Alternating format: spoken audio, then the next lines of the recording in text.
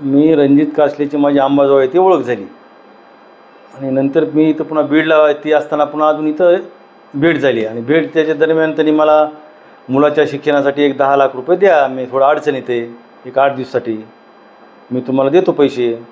पण त्यांनी वारंवार माझ्या पैशाची मागणी केली मला. मी नको, नाही नाही नाही म्हणायचं. पण तरी मला त्यांनी मी देतो म्हणत मला त्यांनी दुसरा अकाउंट नंबर दिला. तर मी ती अकाउंट नंबर नाही टाकले पैसे. मी म्हटलं तुमच्याच अकाउंट टाकतो, मला तसं म्हणजे वाटलं. मग नंतर मी त्यांच्या अकाउंटवर पैसे टाकले 10 लाख. 10 लाख टाकल्यानंतर मग मी त्यांना मागायला पैसे गेलो तर ती मला टाळाटाळच करायची. मी दिल्लीतच आहे, मी गुजरातमध्येच आहे, बाँड्रीवरचं आहे, तपासातच आहे. तर मी म्हणलं तुम्ही शिक्षणासाठी घेतले द्या ना मला पैसे. मग मला असे वारंवार टाळ करून मी पुन्हा वरिष्ठांशी त्यांना म्हणलं मी सांगेल तुमच्या येऊन तिथं.